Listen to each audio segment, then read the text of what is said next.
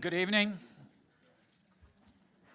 My name is Paul McPherson, Counselor for Ward 3, and also your Chair for Planning and Economic Development Committee. I'd like to call the Planning and Economic Development Committee meeting of March 11th, 2019 to order. I'd like to begin by reading a safety notice. In the event of an emergency, please evacuate council chambers to the nearest exit through the chamber doors and obey all instructions given by the clerk, or clerk right here, Trish Sarnicki, Deputy Clerk. If assistance is required, please see Trish. Once you have evacuated the building, please gather in the front parking lot outside of Town Hall. We have no planned emergency tests, so if we have an emergency, it's real. Also, the Town of Lincoln Committee and Council meetings are posted on YouTube channel. I'd like to thank the public, all of you that are here tonight, for attending the meeting this evening. And I just want to remind everyone of our rules for engagement, to please be respectful while others are speaking and to please refrain from clapping. Delegations this evening will have 5 minutes to speak and are asked to stay focused on the agenda item. For our roll call tonight, to my far right from Ward 1, we have Councillor Adam Russell. From Ward 2, we have Councillors Tony Brunet and J.D. Pachariva. Over to my far left, we have from Ward 4, Councillor Greg Reimer and Councillor Lynn Timmers. And my counterpart out of Ward 3, Mike Mikulik. To my immediate left, we have our town manager, CAO, Mr. Mike Kirkopoulos, and staff this evening. Starting on the far left, looking at the table, we have Dan Smith, our manager of municipal enforcement services. We have Mr. Paul Deaney, our economic development officer. We have Matt Bruder, our associate director of planning and development, and we have Kathleen Dale, our director of planning and development. This evening we have two that are not two from council that are not able to join us. Councillor Regima and also Mayor Easton are not here this evening. So we will start with presentations. We have a presentation this evening from the Ontario Craft Wineries Association. Got it. Thank you, Trish, for that reminder. For council, are there any declarations of interest this evening? Councillor Reimer. Thanks, Chair McPherson. In regards to agenda item 8.1 PD-18-19 zoning bylaw amendment application by Kendall Stone, I'm related to the applicant. I'm declaring interest. Thank you. Okay, so moving to presentations this evening, as I said, we have a presentation from the Ontario Craft Wineries Association provided by Richard Lindley. No Richard Lindley. Provided by Len Petticetti.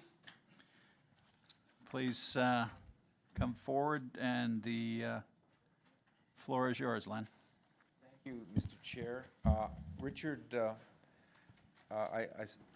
was unable to make it tonight, but I'm the chair of the Craft Winery Association, so I'm here representing our group, and I wanted to also point out that supporting me tonight in the audience are Alan Schmidt, who's the president of Vineland Estates Winery, Sue-Ann Staff, the owner of Sue-Ann Staff Winery, and Nicolette Novak, who you all know from the Good Earth here in Beamsville.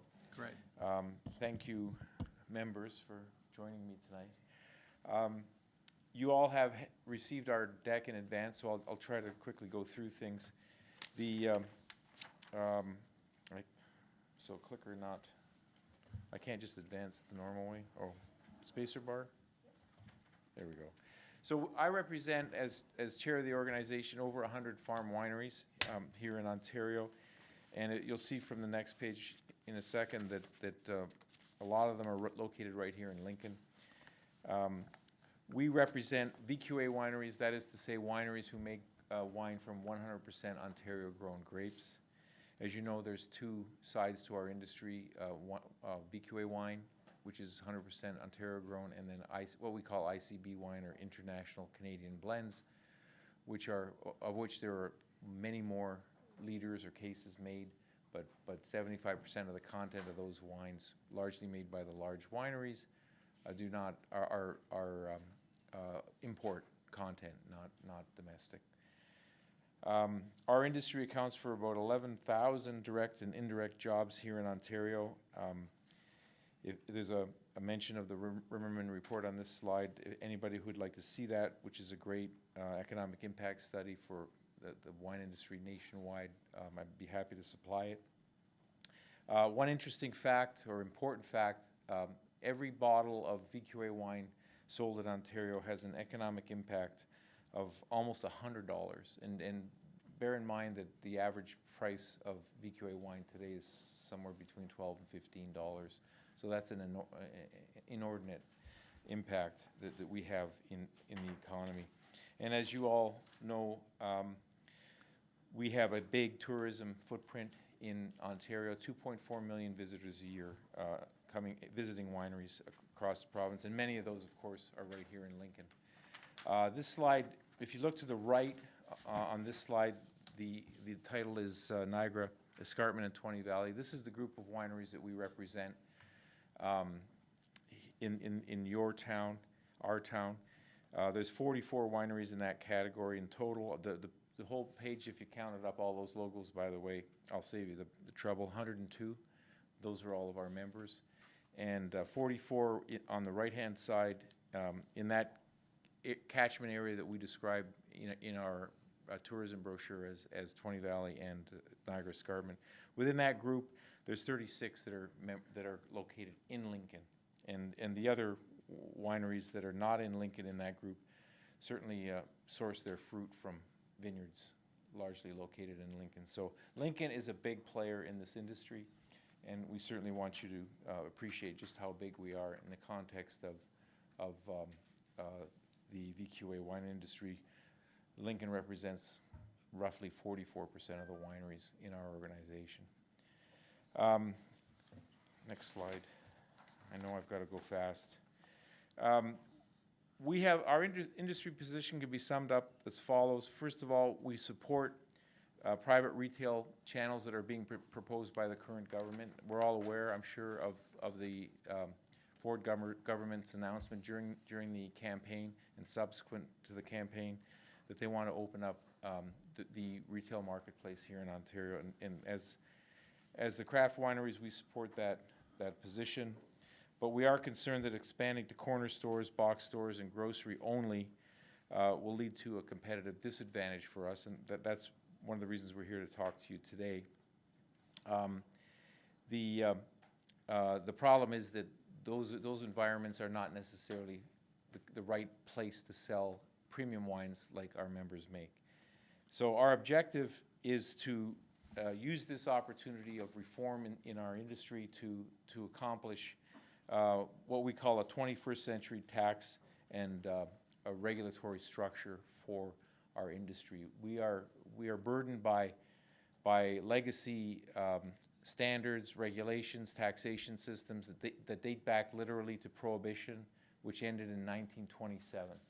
Many of the challenges we face today are because of that, and I'd like to put what we're asking for in that context, and think about the difference between us and the new cannabis industry, which is also located here in Lincoln, and they have a 21st century regulatory regime and a 21st century tax regime, which is a much lighter footprint in both cases than we are subject to, and we'd like to see that change.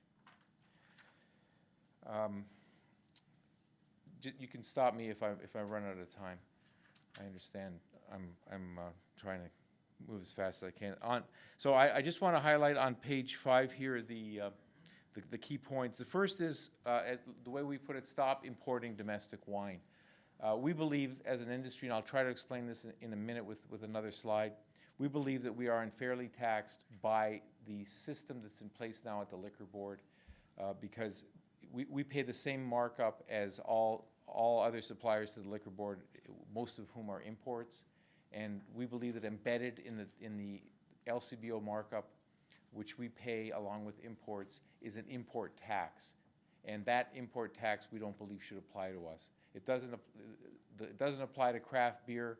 It doesn't apply in other jurisdictions like British Columbia, Quebec, Nova Scotia. Their local industries do not pay the full liquor board markup that we pay here in Ontario, and we'd like to see that changed. We'd also like to see our ability to direct delivery into all retail channels expanded, so that today the only channel that we can deliver directly to, which is to say when we make that sale, we keep the margin. We don't pay the liquor board markup when we sell to a restaurant. For example, here in Beamsville, if I deliver a case of wine to a restaurant in Beamsville from my winery in Jordan, the liquor board doesn't collect anything from that sale. We'd like to have the same privilege in the new retail environment that the government's going to be bringing out. And the problem is margin.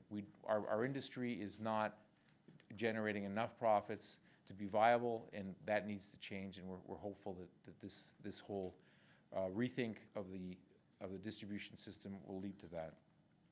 Another really important point, the third bullet here, eliminate the VQA retail store tax. We pay currently a 6.1% tax at cellar door, and also on those wines that we deliver to restaurants directly. It's unique to Ontario wine. No other commodity, no other product in the province of Ontario pays this tax, just us. We think that's wrong. We think it's unfair. It's punitive. It's one of those examples of the legacy punitive taxation that we deal with every day, that really dates back to the days of Prohibition. And last, we really believe that in addition to the big box and convenience and grocery channels that the government is talking about, we need independent retailers. We need small businesses like ours that we can sell to directly. Small retailers, individual investors who choose to open up, put their own capital at risk and open up a store. They should be entitled to do that, and they should be given ability to compete vis-a-vis these large format retailers. Because if they're not, then our products aren't going to find shelf space. If I can just quickly take you to the slide on page, I'm going forward a bit, page 7. This is the model that really underpins why I say we pay an import tax. The point here is this: if you look on the right-hand side of this slide, it illustrates what we call the U.S. three-tier system. Along the left-hand side, you'll see importer, distributor, retailer. There's 3 tiers in the U.S., and by the way, this is mandated by federal statute. This is the way the market is structured in the United States. If we sell wine in the United States, again looking to the right, we first have to sell to an importer. That importer then sells the product onto a distributor, and the distributor sells the product onto a retailer or a restaurant. At each tier, the business that is engaged in either importing or distributing or retailing takes a markup of about 30–35%. If you're an American winery, on the left-hand side of this page, that doesn't apply. You simply bypass the import portion of it, and you're permitted to sell directly to a distributor or also directly to a retailer. That means that American wineries that we're competing against when we sell in the U.S.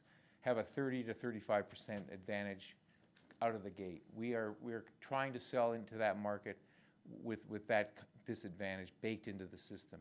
And we're saying the same thing should apply here. We should have the same domestic advantage that other wineries enjoy in their home markets here in Ontario. So that's the underpinning of our. So Len, let me just stop you there, but I want to hear the rest of it, but I need to go to council to give you more time. Sure. So can I get a motion to let Len carry on, because this is important stuff? Those in favor? Carry on. Thank you. So this is what we mean by the import tax. Embedded in the LCBO markup, which is roughly 100%, notionally is 1/3 import tax. And we're saying that should not apply to our products. It doesn't apply today to, the craft beer industry, by the way, has a tax credit program in place today, which essentially refunds what we're talking about in the case of craft beer. We don't have that for wine.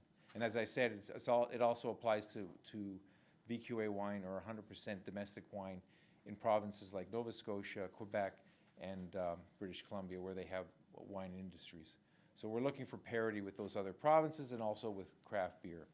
And the reason we're here is because, how do I go backwards on this? Because I want to go back to that next slide. No, that's the wrong way. There we go. Okay, so this is the Ontario system. I'm now at slide 6. It kind of illustrates, and by the way, I should acknowledge Alan Schmidt, who's sitting here, is the guy that created this graph. If you have really detailed questions, I'll ask him to step forward. But this slide illustrates what I'm trying to say. Here in Ontario, it's as if we have to send our wines across the Queenston-Lewiston Bridge and then bring it back into the province when we sell to the LCBO, because we attract that import tax, which all of our competitors around the world in their domestic markets do not pay. So that's the problem. And the reason we have this situation goes back to the original free trade agreement, when the markups were different between imports and domestic. And that is, as many of you will recall, or some of you who are as old as me at least will recall, that was a big issue during the free trade discussions back in the 80s. Especially California wineries were advocating to change the system because the import markup was much higher than the domestic markup. What happened out of that agreement was the markups were made the same over time. Our markups were brought up. The import markups remained the same. But what we didn't think about at that time was that what we were doing is in effect charging ourselves an import markup for the domestic industry. It makes no sense. And yet it happened because of trade agreements, and we're saying we need to undo that damage that was done 30 years ago. That's my presentation. There's another slide with some other detailed things that we're looking for in this new trading environment. I don't want to get into them, but I'm certainly happy to entertain any questions. Before I do that, just want to say one more thing, and that is the reason I'm here. We presented a couple of weeks ago to the Chamber of Commerce, and I know Anna's in the room. We thank them for hearing us, and Paul Deanne was there at that meeting. We're trying to get the word out about this problem. We see this as a 30-year moment in our history. The last time our industry was disrupted to this extent was back in 1988 during the Free Trade Agreement. It's that big a deal for us. We have spent the last 6 months or so organizing ourselves as an industry to make sure that this time the government gets it right. And we know that you, councillors and staff, spend time with the province all the time. You have your issues, we have ours, but we are a big sector in this town, as you all know, and we're looking for your support, formal, informal, what have you. By the way, I thank you for the motion you passed a few weeks ago supporting our industry. What I'm now asking for is whenever you have an opportunity with a minister, with a deputy minister, or with anyone in the provincial government that has influence, remind them that you're from Lincoln. Remind them that you have 44 wineries that are members of our association that are desperate to see change, that are struggling to survive, really because of the regulatory environment that we live under, the taxation, punitive taxation, and legacy regulations that really should not apply to us in an era when cannabis is suddenly legal and there's a much more lenient system being rolled out for that product. Okay, I'll stop there. Thank you, Len. Before I go to any questions, I'm going to go over to Paul Deanne if you've got any comments to Len's presentation. Thank you, Chair. Through you to the committee. So based on the motion that Council did pass a few weeks back, I did have the ability or the pleasure of sitting down with Len and the executive director of the organization to talk about how we could lend support to their ongoing discussions with Queen's Park. So I figured it was good to get the Ontario Craft Wineries in front of Council this evening to both brief you on what was happening, but also to have a good discussion on how we can move forward together. So I thank you for the presentation. I look forward to some questions. Good. Thank you. Going to start with Councillor Brunet. Thank you, Chair McPherson. Thank you, Mr. Panichetti, for your presentation. You know, we're all in this together, right? I mean, you guys as business owners, but you know, we're waving the flag for tourism and you know, economic development. So we're all in this together, and certainly you've recognized the motion we passed. I received an email from another winery operator highlighting an article that appeared in the Windsor Star back in February. And so certainly you've mentioned our Chamber of Commerce, and I think that's really, really important. That seems to be the way Windsor and Essex County are tackling this to bring it to awareness. So I think that's really, really important. I know in Mr. Deanne's, through you, Mr. Chair, in Mr. Deanne's response, he had indicated that potentially Mr. Lindley was going to give us an update on any potential discussions that have occurred at Queen's Park, and certainly, you know, that's exactly what we're going to do. From my opinion, is we're going to continue to speak to our MPPs, and when we go to Ottawa for the AMO convention and any opportunity, we're going to make sure that you know, this is wine country, and we need. You know, you've clearly articulated here what the issues are in terms of the, you know, the 6.1% tax and all those things. So, you know, I appreciate you bringing this to our attention. You know, we're going to continue to wave the flag, and I think collectively through our chamber and getting it out there. I mean, I heard on their way home tonight, we all know what's been happening with the steel tariffs and the aluminum tariffs, and I hear that the government was at Nova Steel in Stony Creek this afternoon to announce a $100 million plan to help those businesses. So I think we just need to keep getting that message out, and you know, whatever we can do to help you, just keep bringing it to our attention. Thank you for your presentation. Councillor Russell. Thank you, Mr. Chair. Through you to the presenter. Just for my own background information, how do the other provinces align with the taxation? Is it the same standard across all provinces, or are we different because of the way we're set up? Through you, Mr. Chair. We are different from, the best example is British Columbia, and again, Alan behind me here is from BC, so he's much more fluent in their system, but I can say that they have had, the requests that I put in front of you today, they have had for almost 20 years. Their industry is that much more successful. They have about double the market share in their province for VQA wine that we have here in Ontario. But they're otherwise very similar. They have a liquor board just as we do, although there's a lot more private retail there. It's been evolving there over the last 20 years. So they're further ahead in terms of the evolution of their retail marketplace. They're further ahead in terms of their support, the recognition of the fact that the domestic industry should not be paying an import tax in its domestic market. So it's the best comparable for us because it's the only other province with a significant wine industry. There's a small industry in Quebec, and they get the same privileges that I identified in BC. Small industry in Nova Scotia, again, the government supports them more with unfettered access to their domestic market. I mean, that's essentially what we're asking for. But for us, the gold standard, I would say, is British Columbia. Everywhere else in Canada, liquor boards rule, and they all have punitive markup structures. And you know, selling wine in any other province for a winery located in Ontario is essentially an export. It's no different from selling in the U.S.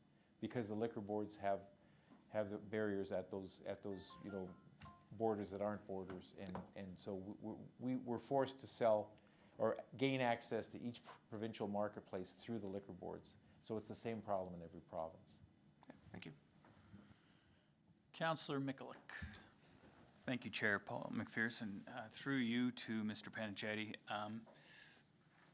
I personally know firsthand how important the wine industry, the craft wineries are, having been in business in the past and dealing with just about everyone you've mentioned in this audience right now. So I personally know how important this subject is, and it just I have to agree with you. And this chart that Mr. Schmidt took the time to make up, I had no idea that 35% LCBO they charge, and then another 35%, the LCBO. It's almost like government is setting their rate as far as what they earn on that bottle of wine. Question I have to you is, what response do you get when you meet with various levels of government? What sort of, having over 100 wineries, you know, with your membership to the craft wineries, you represent thousands of people. What sort of response do you currently receive from the governments that you've met in the past? Through you, Mr. Chair, that's a good question, Councillor Michalak, and at this moment, and that's partly why I'm here, we feel that we have an opportunity with this government, and we've been in front of the government for months now, at every level, every ministry that touches our industry, and even ones that don't directly touch it but have some impact or other. We feel that there's a real opportunity. We feel like we can get this ball across the finish line this time, and that's why we'd like to have a full court press. We'd like to have our municipal councillors, our municipal senior staff, anybody that has influence in Queen's Park to be singing from the same song sheet that we're singing from, and what I put up to you today. So to answer your question, I'm optimistic with this government. We have been advocating for many of the things that I've just said today for at least a decade. We led the charge for incremental retail, and you know, many of you are familiar with the changes that Ed Clark brought in during the previous government. They were modest, and they were far from satisfactory from our point of view. We wanted the same thing we're asking for now. We wanted independent retailers, not just grocery. We didn't get it that time, but we're hopeful this time. So we think there's a great opportunity here, but it's going to require the entire Niagara region advocating on our behalf, along with the other parts of Ontario, like Prince Edward County, and Councillor Brunet mentioned the article in the Windsor Star. There's momentum down in southwest Ontario as well. So through you, Mr. Chair, to Mr. Panichetti, so if we were to somehow arrange a meeting with Doug Ford's minister, what would you like to see us ask as a municipality representing craft wineries? What sort of questions, or what are we asking to scrap that 35% right off the top, or that the LCBO charges, or what would we ask if Doug Ford was to say to us, what would you like? What are we asking for? Through you, Mr. Chair, first of all, stop importing Ontario wine in Ontario. Stop importing domestic wine. By that we mean implement an import tax credit equal to 35%. That's number one. Number two, stop this punitive 6.1% tax at cellar door. It's unfair, especially to the smallest wineries that have the vast majority of their sales in those locations, at cellar door or in direct delivery to restaurants. It's especially punitive to people like Sue-Ann and Nicolette sitting behind me here. It's just wrong. As I said, it doesn't apply to anybody else, any other business in this province. Nobody else pays it except for us, and it's just wrong to do that. And finally, don't limit the new retail environment to big box, convenience, and grocery. Make it possible for independent entrepreneurs to set up independent wine shops where we'll have a chance to sell premium wines. Because think of it as a private version of vintages. Those of you who are familiar with the vintages stores and sections in the LCBO, that's the environment in which we can sell VQA wine. We're not going to sell a lot of VQA wine in a corner store or even in big box and grocery. It's going to be the big wineries with the low prices that are going to be able to sell in those formats. It's not going to be the people sitting behind me tonight. And if I may ask one more question. So it says, you know, as per what you've just said, your advice would be allow for private wine shops, that sort of thing. But above that, there is a point made to concerned about expanding wine to corner stores, big box grocery without competitive, like, what's a definition of it's the industry position that you have, so when you say corner store, like, what's the real difference between say a mom and pop type corner store, privately owned? What would be the difference between that type of store and a private wine shop? Through you, Mr. Chair, the private wine shop is a bottle shop, full stop. It's not a convenience store that sells chips and pop and all the things you see in milk and so on. It's a dedicated premium wine shop, or better still, wine, beer, and spirits. That'll give the retailer a better chance of success if they can sell all categories. But that's the difference. Okay. We're looking for a premium market position, and that's going to be the environment where our members are going to have a shot at the marketplace. So wine bottle and wine-related products, exclusive to, Or wine wine, industry. spirits, and beer. Okay. If the government decides to, they haven't signaled whether they're going to open it up to all categories or not, but if they do, we believe they should, because that will make the retailer more competitive. Think about it. I mean, it's a big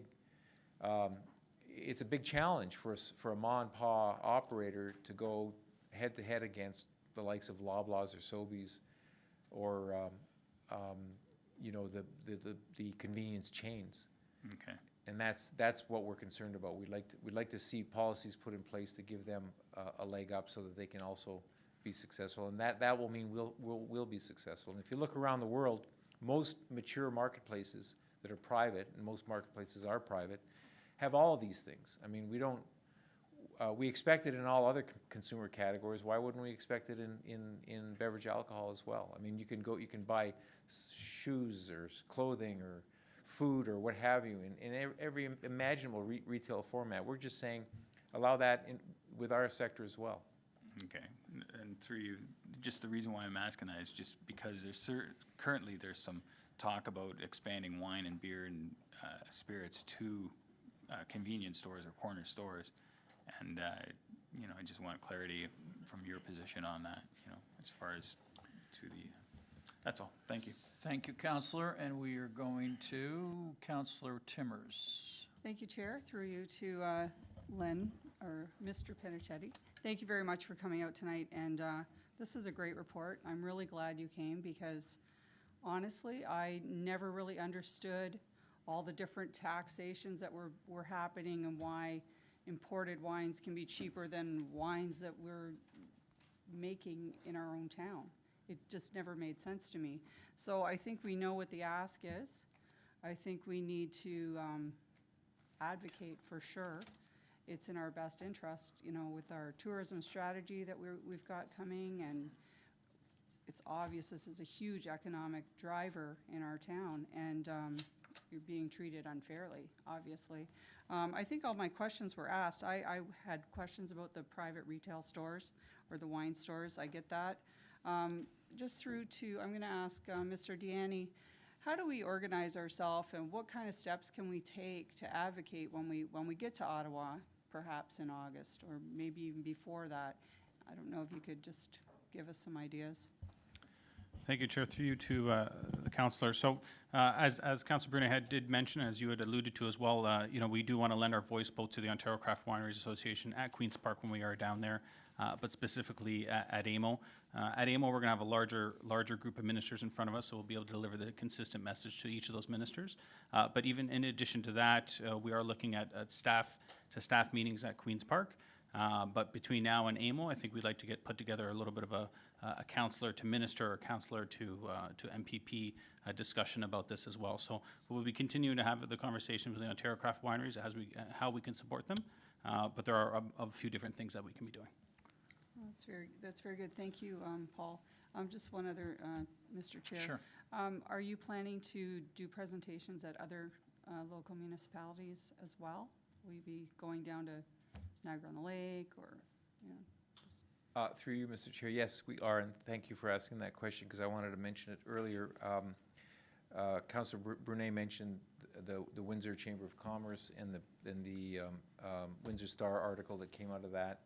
I'm not aware that any of the councils down there have, I know they've passed a motion similar to the one that was passed here, but this presentation has not been made to a municipality down there. We plan to do it in Prince Edward County. We have board members, well, in both locations, so we hopefully will get organized in Prince Edward County and Southwest. We are meeting with Niagara-on-the-Lake next week. They don't appear to have an economic development committee like this, but we will be sitting down with the mayor and the CAO next week, and this is going to be the presentation.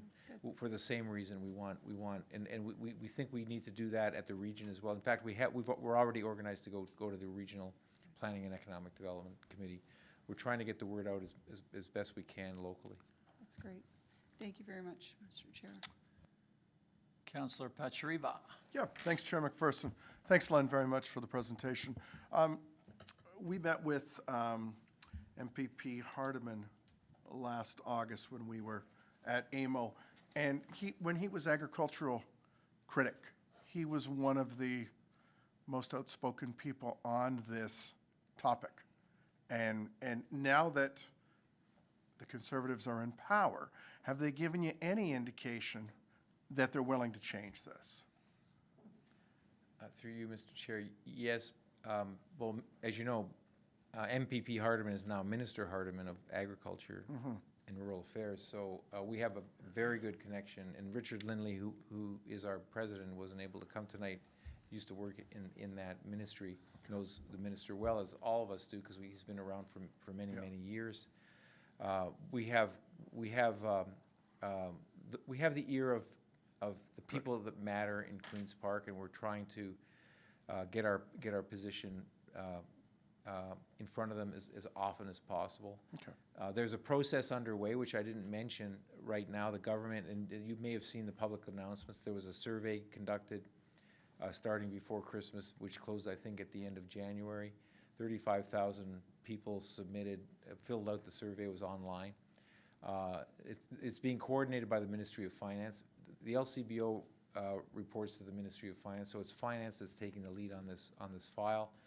So the first step was that public outreach. The second step was a series of roundtables for stakeholders. Those occurred last week. There were 3 days in a row, Monday, Tuesday, Wednesday. I went with Richard on Tuesday. That was at the Ministry of Finance, and there were stakeholders ranging from healthcare, the healthcare sector, the police, to the craft beer, wine, spirits, big wineries, big beer, you name it. They're all at the table. They're all being consulted. So there were 3 of those sessions. That was the second step. And now we're expecting the detailed consultation will take place, where we get a chance to get our message through to the senior decision makers, namely the Ministry of Finance and the Premier's office. Yeah. With respect to the private retail stores, like, is it blue sky thinking where they might be in conjunction with high-end retailers, like setting up a 20 Valley craft brewery or craft beverages section in, downtown Toronto, a freestanding one at the outlet mall, things like that? Like, is that the approach that you're taking? Because you don't want to confuse that, like you said, that big box approach with something that's now distinctive. We're encouraging creativity. Okay. We're saying, if you're going to open up the market, open up the market. Anybody, I mean, what we've heard so far is the government has said, by the way, the order of magnitude we're hearing is thousands of outlets. Not scores, not hundreds, thousands. So that is a huge transformation of this marketplace. We just want to make sure that we see it like restaurants. Today we have the right to deliver directly to restaurants. Largely they're independent operators. There are some chains, and we sell to them as well, but largely our members sell to independent restaurant operators. We'd like the same opportunity with retail. We'd like to see we have thousands of licensees, what we call licensees, which are restaurant operators, And that's where we have our best shot. As you know, if you go to a local restaurant here, you're gonna find VQA wine on that restaurant. That's because we get a chance as small business owner to small business owner to make a sale because we have so much in common. We're the home team. That's our home team advantage, which is being held back from us in the case of retail. Sue-Ann's only opportunity, Nicolette's only opportunity to sell their wine, and you know how small their business is. Her only opportunity to get a bottle of wine on a retail shelf in the province of Ontario is to make a call at 55 Lakeshore to the largest beverage alcohol purveyor on planet Earth. Think about the disconnect between the size of their businesses as suppliers and the size of that business as a retailer. It makes no sense. It's no wonder we're not successful, or they're not successful in the LCBO, because there's a disconnect. You wouldn't expect a small artisanal manufacturer of something unique to be knocking on the door in Arkansas trying to sell to Walmart. It's just not done. They would, small businesses find other small businesses to sell their products at retail. And that's what we're looking for. Yeah. Thank you very much. Okay, so thank you, Len. I think that what you've heard around the table and from Mr. Deaney is we are in alignment with you. That's why we passed the motion a month ago or so. That when we saw that coming out of what it was, St. Catharines or wherever it was come out of, it made so much sense for us to support our own industry. And I can assure you that this council, we will do everything we can with Queen's Park.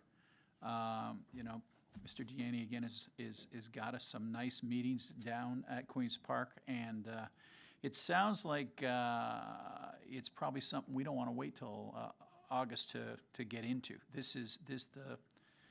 The iron is hot right now, and we probably want to look at trying to orchestrate a meeting as quickly as we can down there. But with our tourism strategy, coming tonight, we're having a discussion about that. This fits right in with that. Makes so much sense.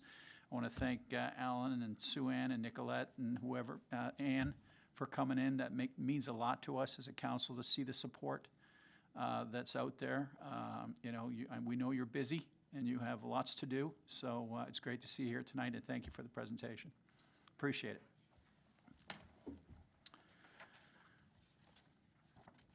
Okay, so we will move into the next item, and that's statutory public meetings. Tonight we have one public hearing. The purpose of the public meeting is to receive comments from the public and consider questions regarding the zoning bylaw amendment application by Richard and Sean Watson.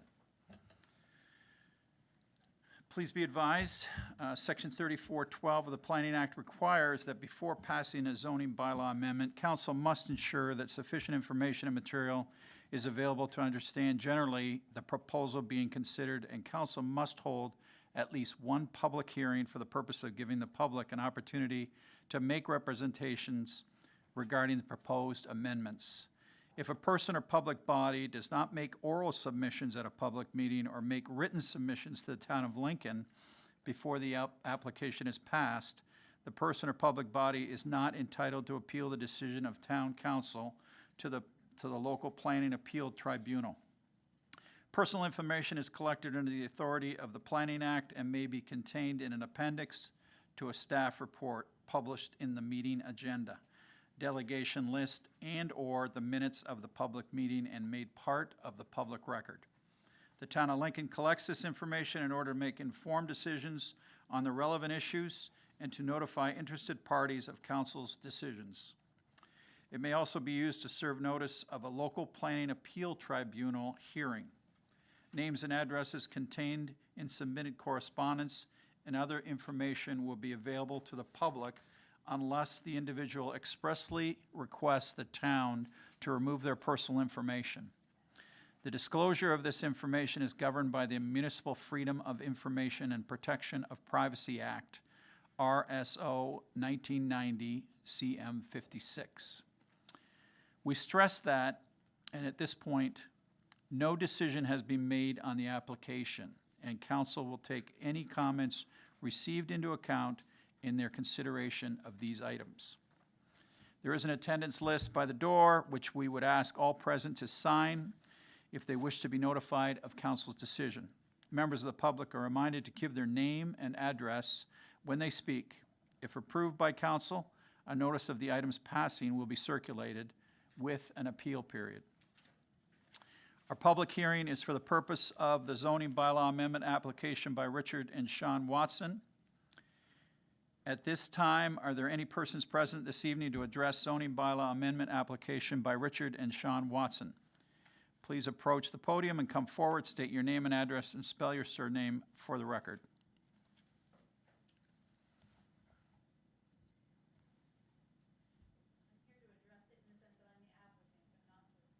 You don't want to speak to it? Okay. I'm calling in for a second time for anyone to approach council and speak to the public meeting item.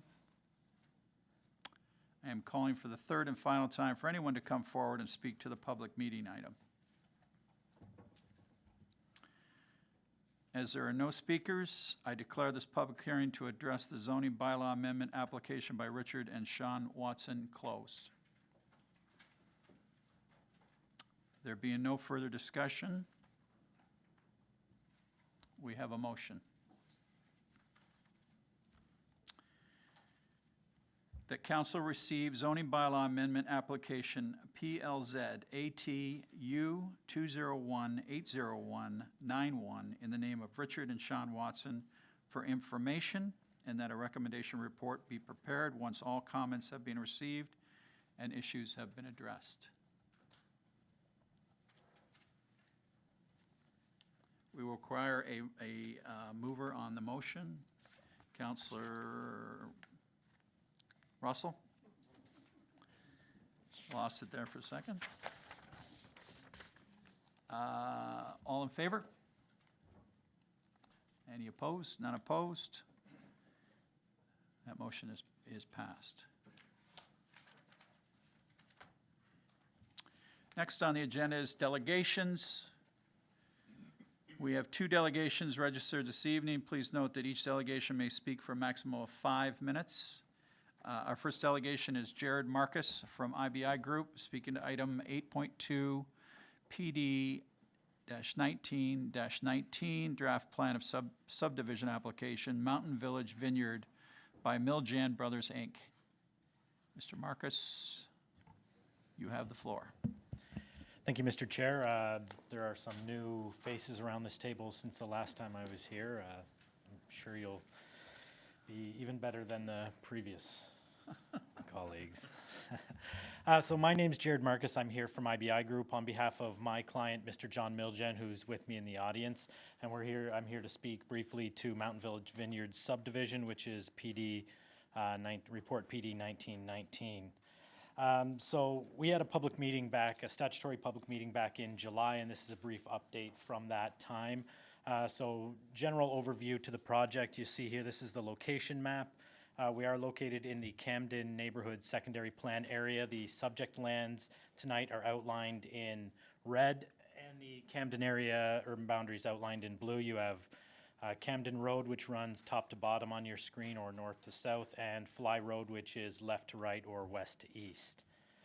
General land uses in the area are predominantly vacant agricultural lands on the subject lands themselves and surrounding to the north and west. To the immediate south here, I don't know where we have a vacant commercial property to the south and low-density residential to the west and southwest. Next slide shows the context within the Camden Neighborhood Secondary Plan. The project, or the subject lands, are outlined in blue here. Again, Camden Road top to bottom and Fly Road left to right. You'll see there is a proposed municipal road running from Camden Road in an easterly direction and then southerly at the easterly limits of the Camden Neighborhood Secondary Plan. It's good, it's much more clear on yours than mine. The predominant land use of the subject lands and around that in the broader neighborhood plan area is a low-density residential designation. Those are within the subject lands as well as in most of the rest of the neighborhood. Just to the east of our property, you'll see a green, that's a parks or open space designation. Those are lands owned by other people, and in the ultimate build-out of the neighborhood, that would be a neighborhood park. To the south, you'll see a red polygon or blob. That's a general commercial, and that's intended for local shopping needs of the Camden neighborhood area. Next slide just gives you a brief overview of our development. Total site area is approximately 2.82 hectares. We are proposing 34 single detached dwellings, and that would give you a density of approximately 12 units per hectare. As I mentioned, the official plan designation is residential, and the zoning is residential as well, with a holding requiring a subdivision agreement, and the development would comply with both of those policies. Next slide shows you the draft plan of subdivision. It has changed ever so slightly from the version that was presented last July, and that changes to Street A. Originally, we proposed 18-meter right-of-way, and it's now since changed to a 20-meter right-of-way. And that area was taken from the south side of Street A, so the lots around the cul-de-sacs, Streets B and C, were reorganized to accommodate that loss of 2 meters. So to the left side of your screen, that's where we have our street connection with Camden Road, and consistent with the secondary plan, there's a municipal right-of-way, Street A, running from Camden to the west and easterly terminating at our easterly limits, where we would have a temporary turning radius, which would be a temporary condition until such time as lands further east of this are developed and the ultimate neighborhood connection happens to Fly Road. As I mentioned, you have Street A left to right or east to west to east. You have 2 cul-de-sacs, Streets B and C, on the south side of Street A, and we have 33 single detached lots on Streets A, B, and C, and one additional, the 34th lot, fronts onto Camden Road. Located in the southeast corner of your plan. Yeah, not going to work. Okay, too bad. Located on the southeast corner beside the blue rectangle, that's a temporary stormwater management pond, and that'll deal with the storm drainage from our project, ultimately outletting into the creek to the north. And once the Camden neighborhood is built out, there will be a permanent pond on the easterly boundary, and that's where these lands would ultimately drain. So this, again, is a temporary condition until such time as future development occurs.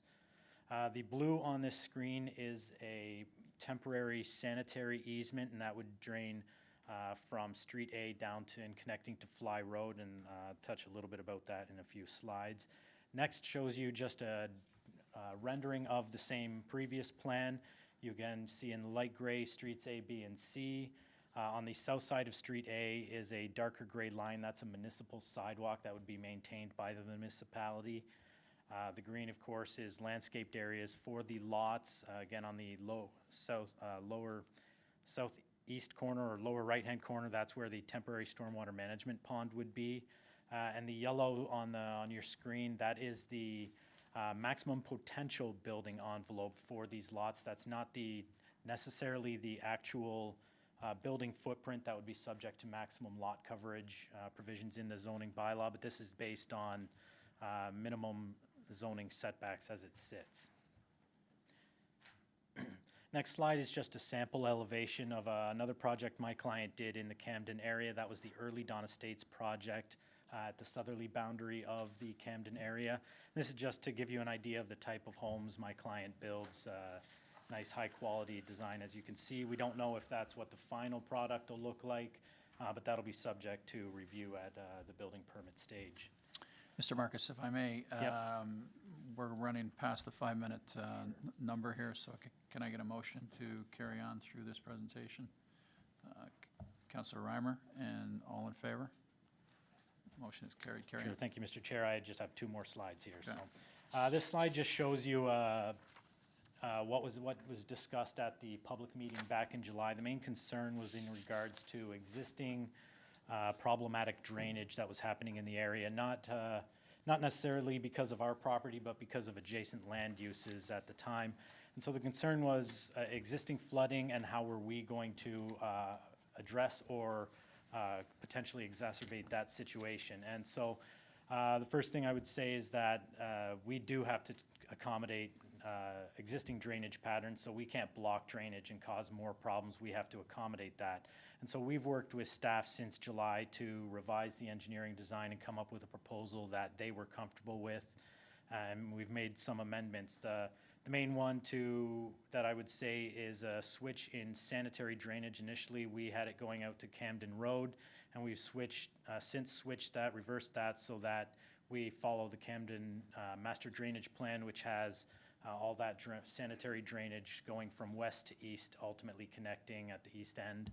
So that's what the temporary storm easement I showed in blue on those sketches is for. That will direct our drainage from the portion of road we're building down to Fly Road in a temporary manner until the ultimate development build out of the neighborhood.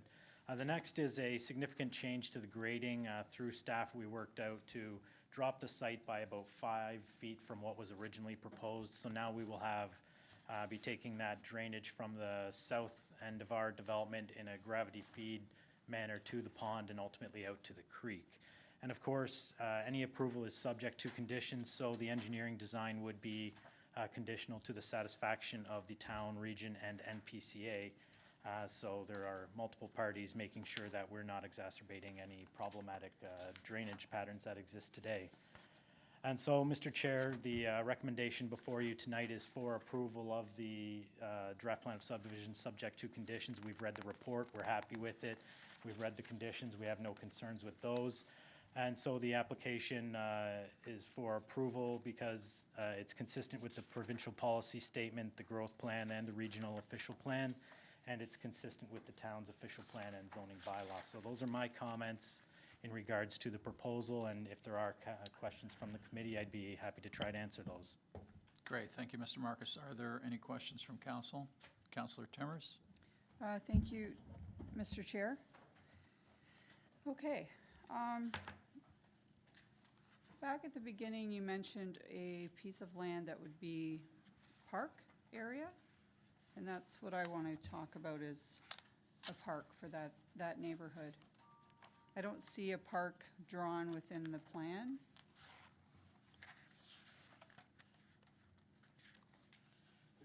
Chair, the park I noted is this existing green area just to the south of our blue subject lands. You'll see it abutting the potential or the proposed municipal right-of-way that's dashed there.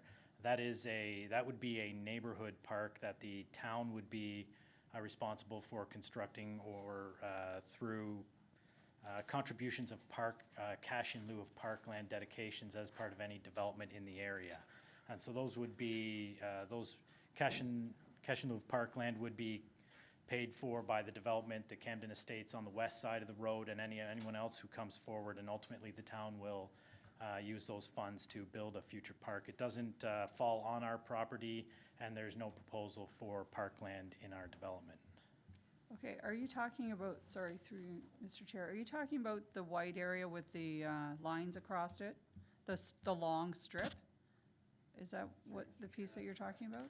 Yeah, the other green areas in this on this plan are open space or natural heritage type areas, so those wouldn't be able to be used for active recreation, but that long strip right beside our development is the open space that was designed for this neighborhood. For a neighborhood park? Through you, Mr. Chair, I would defer to staff for the exact type of park that it'll be, but that's Well, maybe my understanding. if I could, Mr. Chair, through to Director of Planning, maybe you have some comments on that? Thanks. Through you, Mr. Chair. So the actual future park is immediately to the east of this particular property. Okay. So when the secondary plan was done, there was provision for a park. It's roughly across from the school.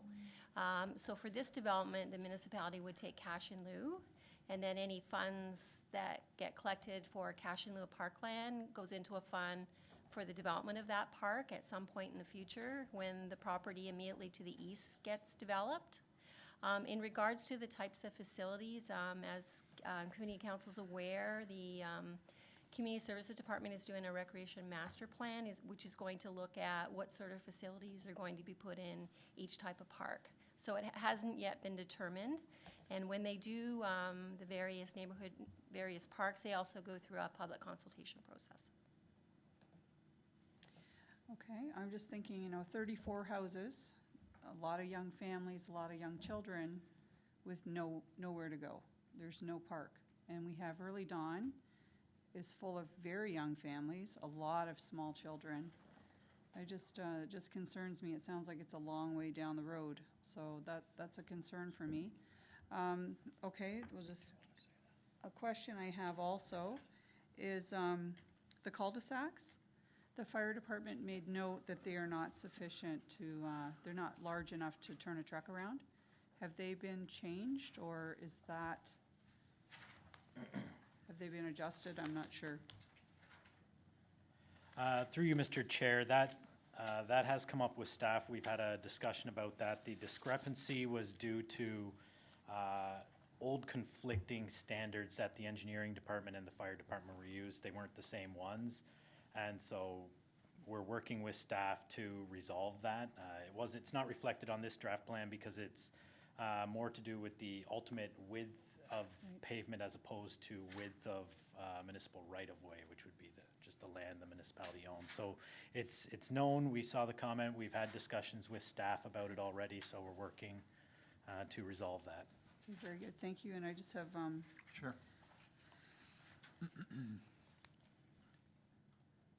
there have been a couple of residents who have made note around fencing between themselves and the development.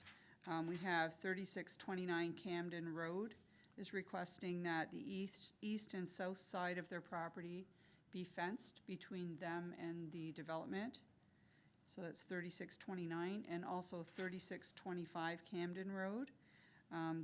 The road where the cars will be coming out is going to be right beside their house. So they're requesting fencing on the north and east side of their house. I just wanted that noted. Okay, I think I'm good, Mr. Chair. You're Thank good? you. Okay, any other questions? I would share the question about the park. Councillor Timmers did reference the Early Dawn Estates development, and also there is a development right across from this one that is approved, has not started, but there's 20-odd homes that are going in there as well, so a park certainly makes sense on that side of Fly Road. I wouldn't like to see young families having to cross Fly Road to get to the park at the school. So I think that park, does make some sense there. And I don't know what the timeline is for that as far as development to the east of this particular development, but I think we need to recognize that, because that development may or may not happen. So, good to see another development with single detached homes. Very good to see that. In this day and age, it's not always coming forward, that we've got somebody that's developing homes such as this. So certainly from a positive, it's nice to see this type of development come into town. I have Councillor Timmers again. Yes, thank you, Mr. Chair. Sorry, I've missed one point. There was note in the report about sidewalks on the south, did it say the south side? Can you tell me exactly where, are you talking on Camden Road? Through you, Mr. Chair, as part of this development, we're required to put sidewalk on the south side of Street A. We haven't been approached to build any sidewalks on Camden Road. I don't believe there are any. It's still just a rural cross section out there. So the dark line on this, just on the south side of Street A, is the municipal sidewalk that we're required to install through the development. There are sidewalks on the west side of Camden Road. Just one other point about that park area. I don't foresee there being a park for a lot of years if we're waiting for the other side of that to happen. And also just that there are no sidewalks on Fly Road. It's very dangerous to walk along Fly Road. There's no sidewalks on either side. So I just have concerns about a park area off of Fly Road. I know that has nothing to do with, you know, this, these houses, but I just want that noted. I'm very pleased that this is happening, and the Early Dawn development is beautiful. The homes are very nicely built, so I foresee the same type of houses. So I am supportive of this development. I just want to make sure that we get it right, so. But anyway, thank you very much. Councillor Reimer. Thank you, Chair McPherson, and thank you very much for the presentation. Through you to Director Dale, I just wanted to pick up a little bit on what Councillor Timmers had been talking about. Is it possible, just regarding the park, is it possible, and I guess with our park plan coming up this year yet, can we, do we have to wait for those other developments to occur before we build that park? Through to the staff, is that where you're Yes. sending this? Yep. Okay. Through you, Mr. Chairman, so there's a couple different options. The park is clearly not on this particular property, but on the property to the east, and that's based on the secondary plan that is currently in place. So the municipality could potentially wait for the property to the east to get developed, and at that time, the municipality can acquire that. The timing of that is unknown. The other option is the municipality could approach the adjacent property owner and purchase it when there's sufficient funds to purchase those lands. So there is the option of pre-purchasing it prior to development. And we don't have to wait for cash in lieu from the other development if we want to take that and make a capital project, or? Sorry, through you, Mr. Chairman, that's correct. So when we collect cash in lieu of parkland, it goes into a fund, and it is used it can be used in any park. So so when you decide to develop a park, it's based on, you know, your budget and your priorities for that particular year. Okay. Thank you. Okay, seeing no further questions, thank you, Mr. Marcus. So our second delegation is Eileen Cook, speaking to item 8.4 PD-21-19, zoning bylaw amendment application. Ms. Cook, please come forward.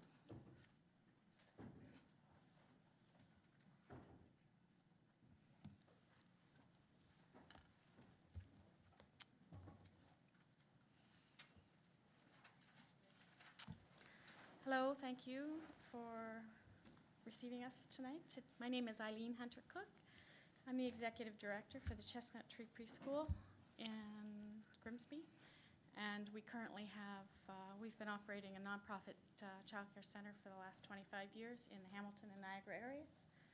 And we have a property on Ontario Street that we're looking for your support for the zoning bylaw amendment application that we put in. Ultimately, we just wanted to come this evening and let you know that we were here to field any questions or any additional questions that you may still have. This is Cindy LaBelle. She's our Director of Finance. I which board recognize members- Cindy, yes, from the Really? last time. Right. Okay, So great. yes, the presentation, we've already done a presentation. We just Yep. really wanted to make ourselves available if you had any additional questions. Good, good of you to come tonight. Okay, Councillor Brunei. Thank you, Chair McPherson. So unfortunately, I wasn't here for your last meeting and the public meeting that took place. So, you know, certainly I'm very supportive of, you know, daycares and anything we can do in the municipality. It's been a problem for decades. Been a problem for decades. But I have a bit of a concern, and I spoke to our deputy planner earlier today just to get some feedback, because like I say, I wasn't here for the public meeting, but I definitely have some concerns about putting this daycare at the corner of Ontario Street and May Street. It is a busy intersection, and predominantly what I'm concerned about is the fact that you're only going to have 2 parking spots, as I see it, for drop-up and pickup. I know when my youngest daughter, 22 years ago, went to daycare at the old town hall at Kinderhaus, you know, they had 20 parking spots, and at between 5 and 5:30 every night, it was a blitzkrieg of parents going in there to pick up their kids. So I just don't understand how it is possible to run a daycare with 2 spots for pickup. Maybe I'm being overly sensitive, but I'd like to hear your comments on that. Thank you for your comments. And I guess I can only go by the history of what we have currently. We've been operating for 25 years. We're a much smaller daycare. Each one of our centers is licensed for, well, this center in particular, we're looking to license it for 32 children. It operates at 25 normally on a day because not everybody comes full-time, 5 days a week, 7 days. We have a scattered drop-off in the morning and a scattered drop-off in the afternoon, a 2-hour window from 7:30 to 9:30 in the morning before the program starts. And at the end of the day, between 3:30 and 5:30 is pickup. The children are much younger now, so once upon a time, the children used to be older, and so there was a lot more. Junior kindergarten wasn't in the schools, and so the daycare, nonprofit daycares were older children, and they were there longer.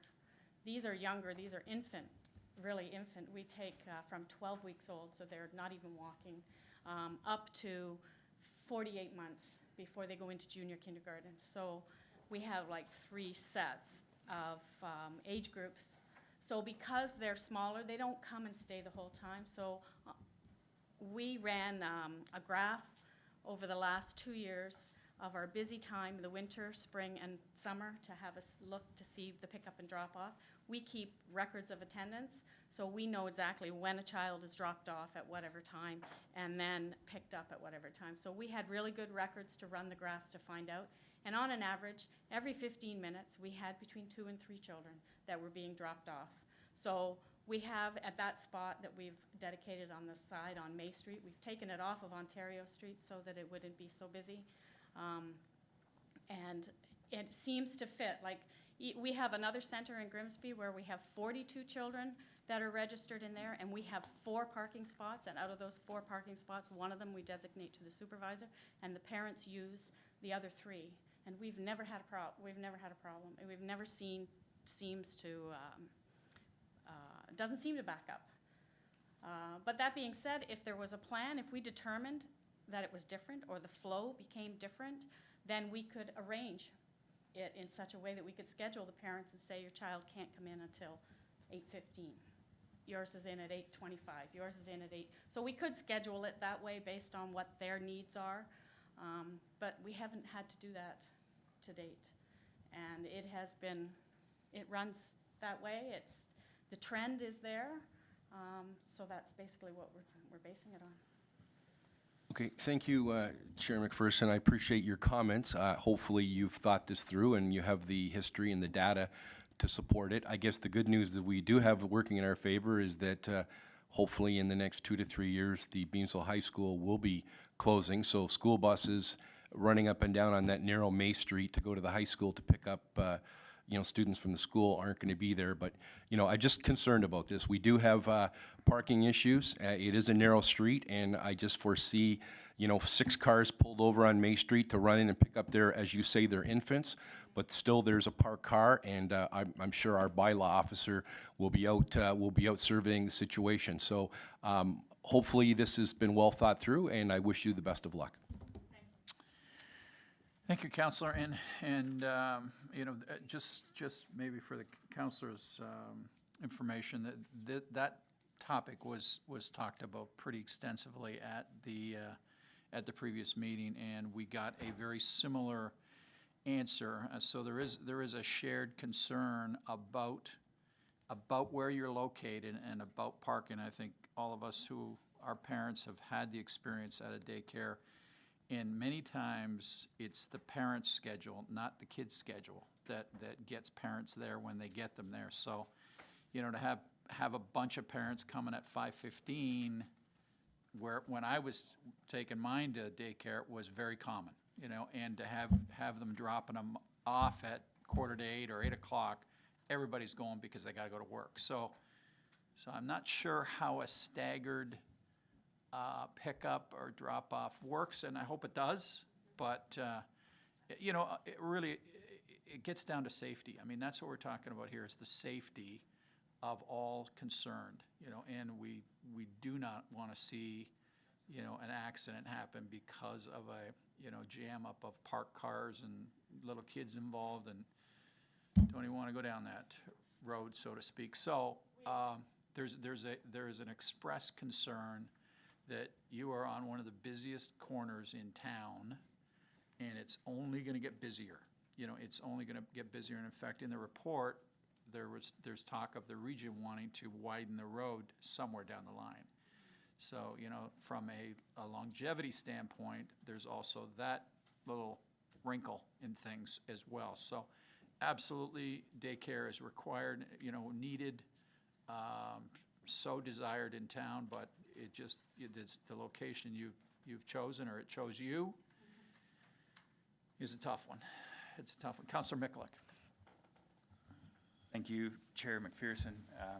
Through you to the presenters, I too know the demand for daycare, having experienced it once upon a time myself as well, and run through the gambit of the pickup and the drop-off. So you're talking about your experience with your other location. Is there, at that other location, is there street parking available to pickups and drop-offs at that location? No. Across the street? Yeah, by the restaurant, There's a restaurant across the street. on the side street, there's like a couple spots that you could stop. Yes. So at your other location that you're mentioning, that the pickups and drop-offs, there's no concerns, it's a similar situation where there's no street parking available on either intersection? Not that I'm aware of right now, other than what Cindy just mentioned there. There's a restaurant on the opposite corner, and so down from there, there's a couple of spots. Yeah, so there's like a driveway that goes into the back of the restaurant, and there's like a spot that is right there on the street, so it's a narrow street, the same thing. It's the same, yeah. But yeah, so there's a spot there that you could spot, exactly, I So- park that sometimes, but So through you, so all the people that are picking up, dropping off, they are using those parking spots that you have available? yes. That ours in the back. Okay. That's what and they then, use. And if I could just also ahead. say,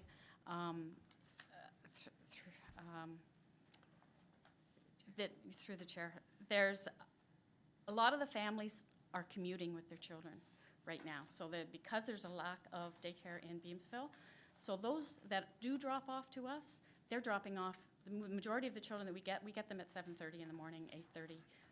I would say if our higher numbers. So like every 15 minutes, it's 2 or 3, but our busy time is between 7:30 and almost 8 o'clock, because the parents need to drop them off early and get on the highway. And so later in the day, when it's really busy for the high school for their start, I mean, I'm sure it'll all be busy, don't get me wrong. I do appreciate, I recognize that that's a busy corner, but I think the majority of ours will be 7:30-ish in the morning. And the same in the afternoon. Because the children are younger, they pick them up more closer to 3:30, and the 3:34 is our busy moments. So hopefully, I mean, we looked at all of the stats, we did the best we could. We can only go by the trends that we have ourselves, and in the other daycares, we have just 2 or 3 parking spots that we're using for the families, and it seems to be working well. So when we found this location, we didn't anticipate that would be as big a problem until it was brought to our attention, really, how busy the corner was. Okay, and then I have another question with regards to student or child, teacher, or caregiver ratios. Would you happen to know what the ratios would be? Yes. With regards to the staff parking You that better know. you have available? Yes, 8 to 1 is for preschool children. Yeah. And 5 to 1 for toddlers, and 3 to 1 for infants. Okay, so, okay. Okay, that's all. Thank you, Mr. Chair. Okay, seeing no more questions, thank you. Oh, here we have one more. Coming in Councillor at Timmers. the end, I just had to comment that they're highly regulated by the Day Nurseries Act, and those ratios are they must, very strict, yes. Coming from my other life, I was a supervisor of a few daycare centers. Just one point I want to make. I know the traffic, the dropping off, the parking is a concern, and I see the three staff spots. And I'm just thinking in my mind, if there's an issue, those 3 staff cars could go somewhere else, if you had to. Absolutely, and as a matter of fact, in the morning when they're dropping off, the staff, as you probably are aware, the staff, as the children leave, the staff leave. So in the morning, it'll Yeah. just be 1 teacher, or perhaps 2 that will be checking in at the same time Right. to open up the center. So there will also be the opportunity for those spots in the front as well. So those spots could be open at. They could be all different utilized. We did times. restrict them to staff only. Just because And of the that busy was- traffic and we were. Just because of the not busy allowing traffic. the in and out. Counselor, Right. that was important for us, that they Sure. not be used for, Yeah. to drop off. Yeah. Because of the traffic. That was part of the last presentation, that those spots were for staff only. I have on the plan, staff only, where true, the good signs point. are on the Okay. plan for staff only. Yeah, that's true, that's a good point. Yeah, Yeah. we can't Chair have McPherson. people pulling out of those. No, makes sense. Okay, all right, thank you. Okay, thank you again for coming. So move along to the consent agenda. We have nothing under consent, regular agenda. We are now considering item 8.1 PD-18-19, zoning bylaw amendment application by Kendall Stone. Are there any questions from council to the report?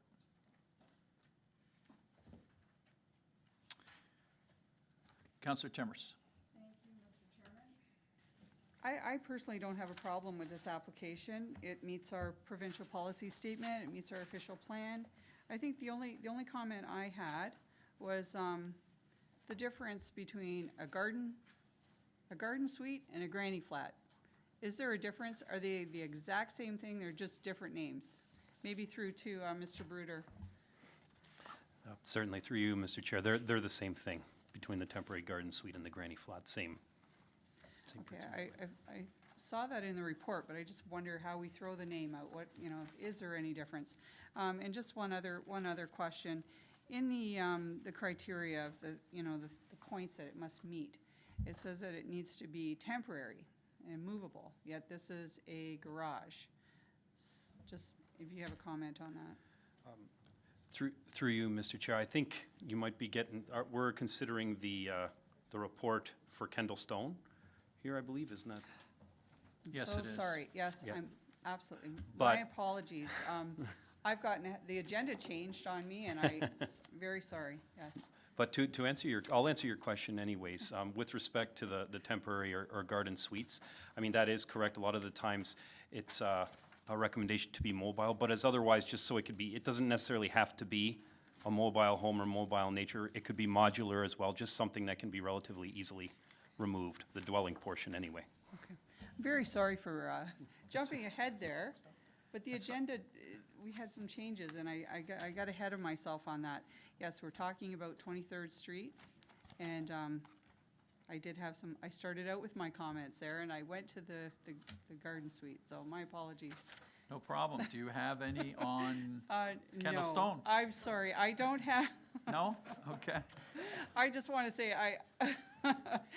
it does meet our provincial policy statement, and I feel it's very appropriate for that neighborhood, so I'm okay with that. Okay, any other, thank you, Counselor. My apologies, Mr. Chair. That's okay. I should have picked up on that myself. Any other comments with regards to Kendall Stone? The only comment that I would have is, I totally agree, it fits, unfortunately, for a neighbor across the street was suggesting to me during the election campaign that would be a beautiful spot for an outdoor rink. And so, there goes the rink.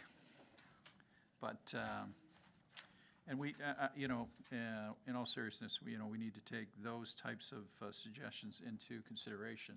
It doesn't happen to be this spot, but I think when we're doing our parks master plan, we need to be taking those types of suggestions by our residents seriously. So, There being no further discussion, we have a motion that council approve zoning bylaw amendment application PLZBA 201-80173 in the name of Kendall Stone, and that council enact and pass zoning bylaw XX. You have the number, good. Attached as Appendix B of Planning and Development Department Report PD-18-19 to amend the zoning regulations for lands legally described as part of Lot 22, Concession 3. It's probably not concession, being Part 3 of Plan 30R-5546. And that council deem that zoning bylaw XX conforms to the official plan for the town of Lincoln. We will require a mover. Councillor Timmers, those in favor? None opposed, that is carried. Now, council considered all of the written and oral submissions and agrees with the planning report analysis and recommendations and finds that, subject to the conditions of approval, this application meets the Planning Act criteria, is consistent with the provincial policy statement, and complies with the growth plan, the Niagara Region official plan, and the town official plan. Okay, we are now considering item 8.2, PD-19-19, draft plan of subdivision application Mountain Village Vineyard by Miljan Brothers, Inc. Are there any questions from council with regards to this report? I have Councillor Pachariva. Thank you, Mr. Chairman. Just curious, with respect to public engagement, noticing that there's no commenting from Niagara Catholic on this. You know, just a supposition that everyone that moved in went to St. Ed's. Would they be able to accommodate it? Knowing BT could accommodate it, but there's no comment from the Catholic Board. Just curious why.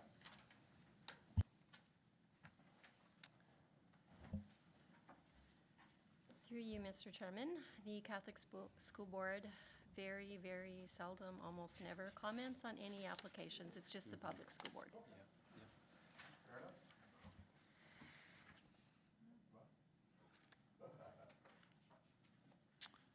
Okay, no further questions. We have a motion. The council approved draft plan of subdivision application PLSUB 201-80053 in the name of Miljan Brothers, Inc., in accordance with the plan outlined in Appendix A and in accordance with the provisions of the Planning Act and regulations thereunder, subject to the conditions outlined in Appendix B. And that council direct all parties to be advised of council's decision on the draft plan of subdivision application in accordance with the provincial regulations. Council direct that the Director of Planning and Development be authorized to endorse the modified draft plan as approved 20 days after notice of council's decision has been given, provided that no appeals against the decision have been lodged. And that council direct that the applicant be advised that draft approval of the plan will lapse 3 years from the date of draft approval unless town council grants an extension of the approval period. If an extension is requested, an updated review and revisions to the conditions of draft approval may be necessary at that time. We will require a mover. Councillor Pachariva, all in favor? None opposed. That motion is carried. And council considered all of the written and oral submissions and agrees with the planning report analysis and recommendations and finds that, subject to the conditions of approval, this application meets the Planning Act criteria, is consistent with the provincial policy statement, and complies with the growth plan, the Niagara Region official plan, and the town official plan. We are now considering item 8.3 PD-20-19 residential activity report up to December 31st, 2018. Are there any questions from council?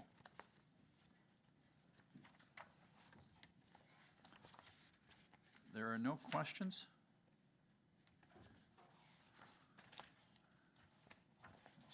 Okay, let me get to my report because I may have a question or two.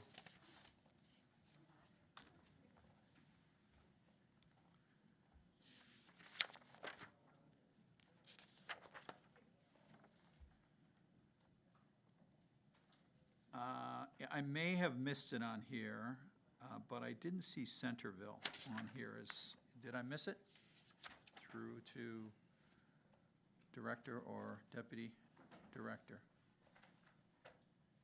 I may have.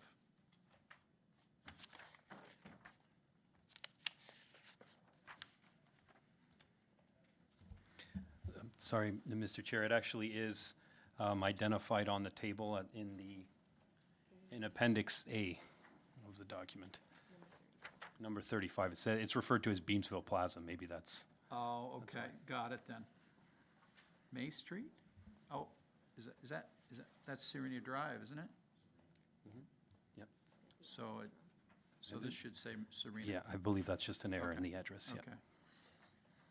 Then it's there. And the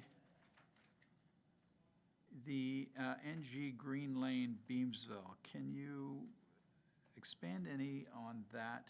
That's the project over behind the Sobeys. From a timing standpoint, do we expect, or let me ask you, with the approval process that we went through in the last term of council, do they come back to us? Does council see anything more from this development? So when we initially came forward in the last term, that was to approve the zoning amendment. Typically after that, we enter into a more detailed design, which is the site plan stage. We typically don't come forward to council other than to pass the authorizing bylaw to allow the town to enter into a site plan agreement with the property owner. If council should so direct us, we can provide a memo providing an update. With respect, I can give you a brief update now with respect to timelines. Well, I'm not thinking that that's the most important thing. What I'm thinking is that this was a fairly sensitive project, and nothing has come back to the local residents with regards to what's going on there. And there's been some significant changes. Would it make sense to have a public meeting with the new development, or some kind of information sharing? Good question. I mean, typically at the site plan stage, that's where we get into a lot more of the detailed design.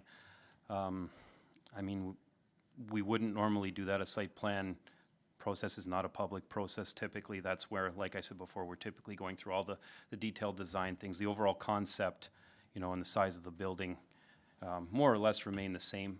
So that's not something that we would normally do at this point. I just had the CAO in my ear, and it may make sense for the councilors from Ward 1 to bring it up at a ward meeting. That may be a good spot for it. I think that, I've got a lot of questions about when construction will start, but I can take those up with you one-on-one. There's a lot of projects here that are just kind of, ready, I think. And so I won't take too much time on that. I do have Councilor Brunei up.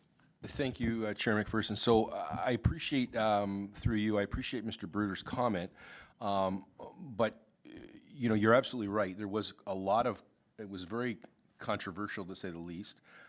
We have a new owner in New Horizon, and I know, we now have a subcommittee that has been formed to look at affordable housing, and certainly that property through our CAO has been identified, and I've had a number of conversations with our CAO that, want to ensure that, that Mr. Pakin and New Horizon will work with us to ensure that a portion of that development is affordable housing. So certainly appreciate what Mr. Bruder said. I don't know when it will come back to us, but I want to ensure that that staff certainly is very well aware that that is what we're hoping, is that there will be some component of affordable housing in that development. So maybe it's premature, but I appreciate you, Mr. Chair, bringing that specific development up when we review this report. Thank you. Okay, no further questions. We have a motion that council receive all status sheets relating to all active residential developments in the town up to December 30th, 2018. We will require a mover for the motion. Councillor Pachariva. Do we have all in favor? None opposed. That motion is carried. We are now considering item 8.4, PD-21-19 zoning bylaw amendment application by Eileen Cook. Are there any questions from council?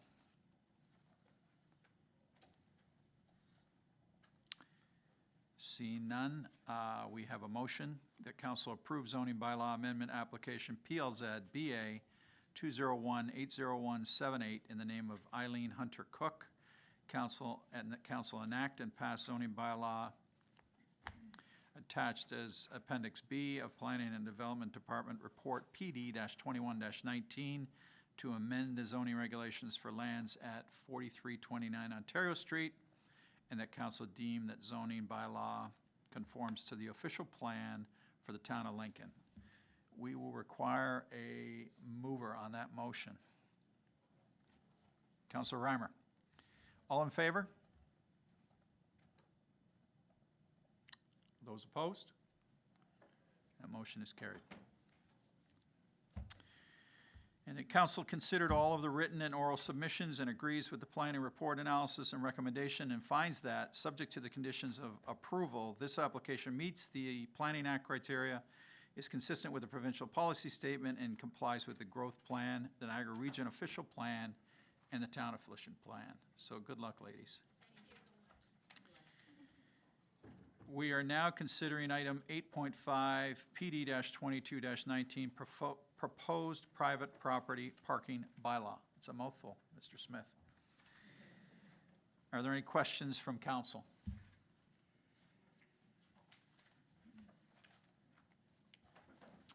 Councillor Timmers. Okay. I had a question around parking.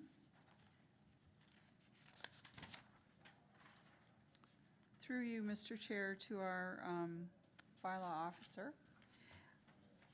Around road allowances. If a private residence, like a person is parking something on a road allowance, would that be worthy of a parking ticket? Or that is property that is owned by the town?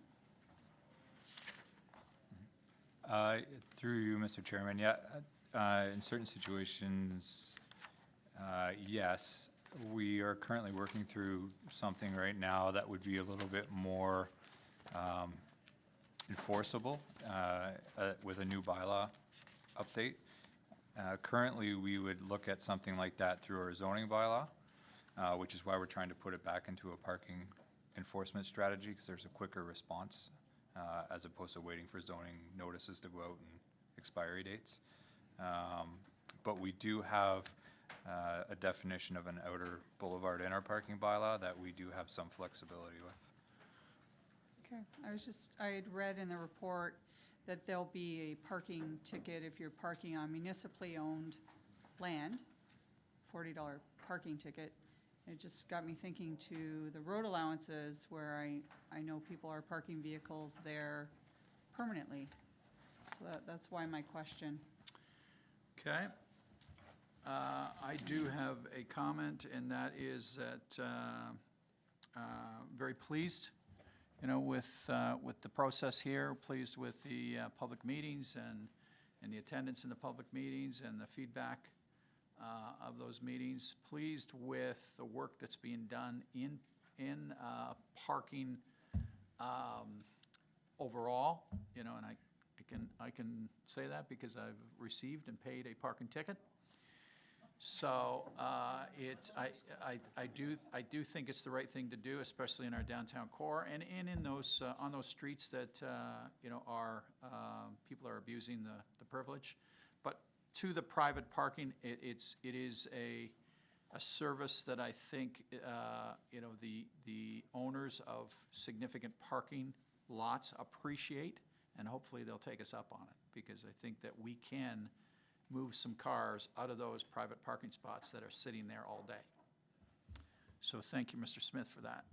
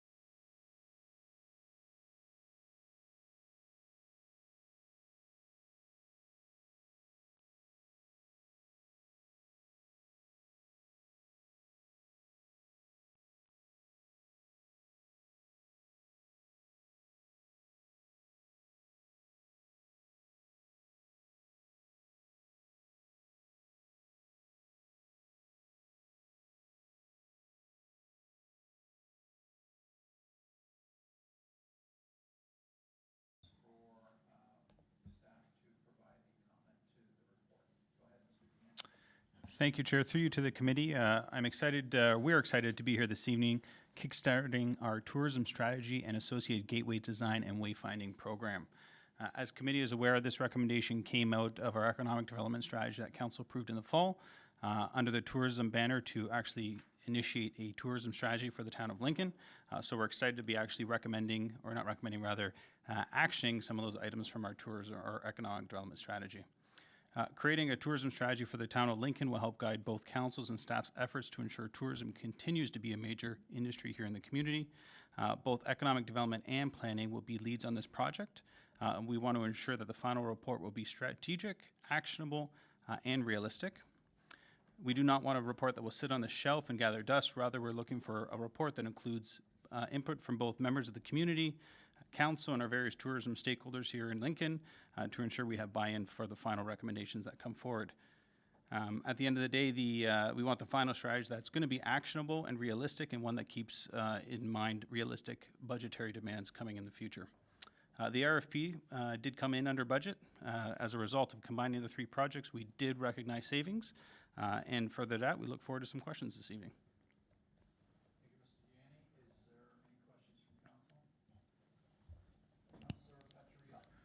Thank you, Chair McPherson. Question to Mr. Deanny. The region's got a tourism directional signage package. So are we looking at adopting that, or is this a call out to those, Sabo Beach, where they've got mastheads in Port Elgin, and wondering if something's already developed, why wouldn't we be looking at that? Or is this going to take into effect everything that's out there? Thank you, Chair. Through you, thank you, Councillor, for the question. So I don't want to presuppose what the final recommendations are going to be, but at the end of the day, we do want to look at what the region is doing. But also, I'd like to see a sort of a made in Lincoln solution that really is vibrant and one that really speaks to what we have in our community and really speaks to the tourists that come into our community. So an answer of both. We will look at what the region has, but we do look forward to a made in Lincoln solution.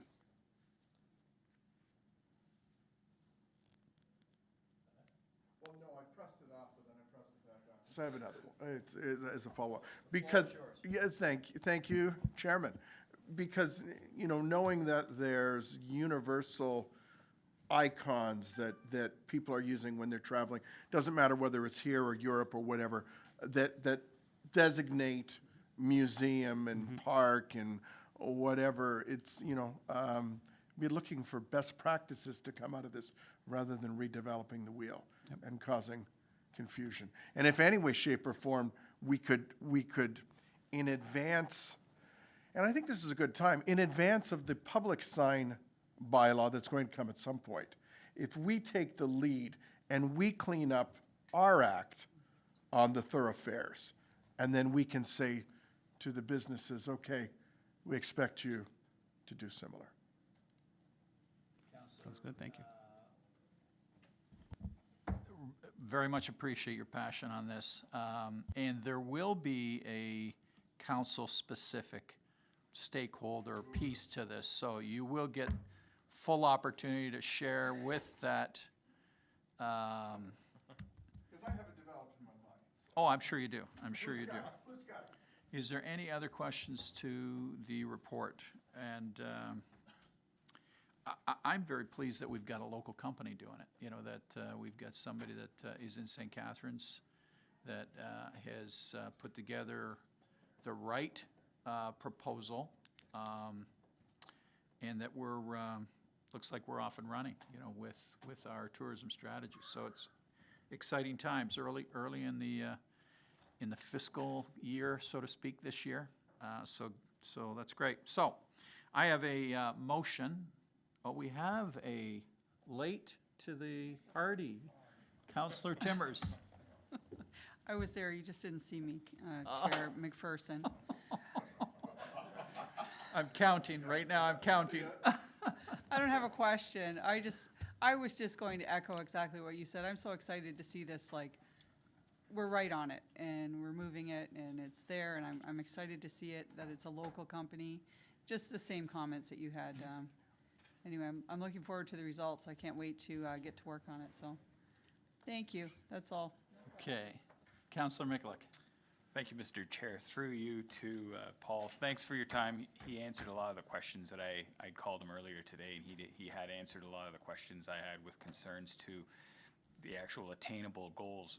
You know, we come up with we find out this plan and then we can't execute it because the money's there. But it's good to see that you've put a budgetary number in their head that things will be attainable. Further to Mr. Councillor Pachariva's question regarding signage, and thing that I notice when I travel in different towns and different areas, like different towns and different areas or villages have different types of signs identifying. You kind of you can feel a different community when, based on their signage. The Niagara region seems to all go, or the province of Ontario all seems to go with that standard blue sign, and it seems very homogenized or generic. Is there a way to discuss with other municipalities? Before we Sorry. move on, and I'm just gonna say again, tonight we're talking about the approval of the RFP. There's gonna be plenty of time, Councillor Mikulek, to get exactly into what you're asking about. So let's try to stay to what is on the report tonight and just speak to that. If there's questions about how that particular company was selected or whatever, stay to that so that when we get to the councillor stakeholder, all these questions can be asked. So that local company can work with us on that idea of, That's a valid question. you know, that by hiring that local company, that company can work with that concept. Yes, Chair, through you, Councillor, absolutely. I mean, the company that we have recommended that council or committee select tonight, both comes with extensive experience in wayfinding signage and gateway design, and graphic design. So we're looking for a local identity, something that can really pop and be pleasing both to the community and also tourists that come to Lincoln. So most definitely. And Councillor, I like your enthusiasm, and I think there's a lot that's gonna go into this from various levels of stakeholders, and us as a group being one of those key stakeholders. So it's gonna be a great process over the next 6 months. Okay. I have a motion that report AD-05-19 Tourism Strategy and Action Plan, Gateways Design and Wayfinding Signage Design and Program Project Award be received as information, and that council award the contract for the Town of Lincoln Tourism Strategy and Action Plan, Gateways Design and Wayfinding Signage Design and Program to Wave Front Planning and Design, the tourism company, for the amount of $88,450 plus HST, and that the mayor and clerk be authorized to sign and seal the contract documents on behalf of the municipality. Can I get a mover for that motion? Councillor Timmers? Those in favor? None opposed. That motion is carried. Next, we move to confidential items. There is none. Staff reports. Are there any staff reports, comments tonight? Seeing none. Any committee remarks? Seeing none. Oh, we do have one.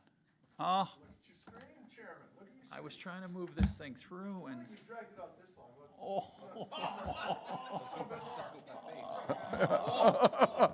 I think I need a motion to go past 8 now. Floor is yours. Thank you. Councillor Pachariva. Thank you, Chair McPherson. Just a quick one. On my way to the meeting tonight, and we had that report about subdivisions and planning, and we've got Mr. Smith here from Bylaw. So coming down Green Lane, there's a lot, about 3 houses in on the south side. It's littered with trees, but there's a big tree on, right next to the sidewalk that's virtually hollowed out. It looks as if it could fall over at any second. Any chance we can look into that and maybe have whoever owns that property take those down before they actually fall on someone? Like the one tonight looks like it's being held together by I don't know what. I think hope and maybe prayers. Councillor, do you happen to have an address for that? Or a? It's the only open lot on Green Lane. Three in from the corner of Ontario and Green Lane. Just west. You got it? Okay. Okay. Okay, Okay, beautiful. Merci beaucoup. you done? We are adjourned.